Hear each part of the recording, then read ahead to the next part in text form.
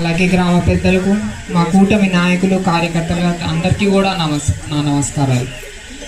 ఇవాళ మన ప్రభుత్వం ఏర్పడి కూడా దాదాపు 2 సంవత్సరాలు అయ్యింది.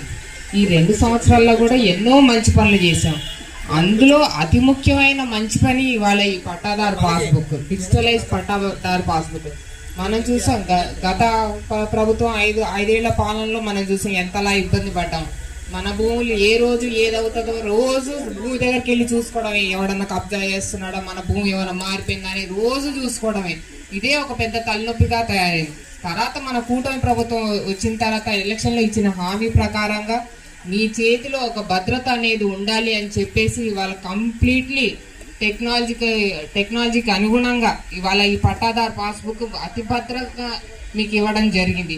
దీన్ని అసలు ఎవరు కూడా ఏమీ చేయలేరు. దీన్ని ఏమన్నా మీ భూమిని ఎక్కడన్నా 1 సెంటు తీసినా సరే మీకు నోటిఫికేషన్ వచ్చేస్తుంది. ఇప్పుడు ఓటీపీలకి ఎలాగో మీ ఫోన్లో నోటిఫికేషన్లు వస్తున్నాయో బ్యాంక్ ఖాతాల గురించి దాని గురించి, అలాగే దీనికి ఏదైతే నెంబర్ ఇచ్చారో మీ భూమిలో 1 సెంట్ తేడా జరిగినా సరే మీకు నోటిఫికేషన్ వస్తుంది. కాబట్టి ఇది మీకు భద్రత.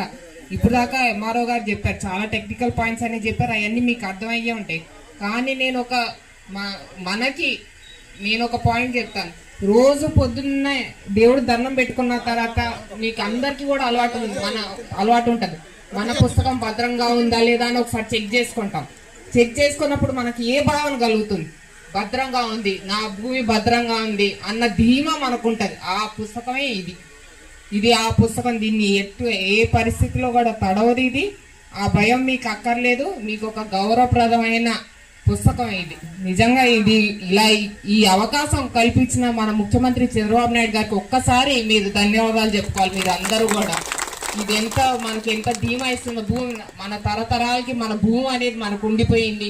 నాకు ఏది ఏమైనా సరే నా పిల్లలకి ఒక భద్రత కల్పించండి నేను ఒక ధీమాతో మీరు అందరూ కూడా రాత్రి పడుకుంటారు. అవునా కాదా? మీ అందరికి ఒక ధీమా ఉంటుంది.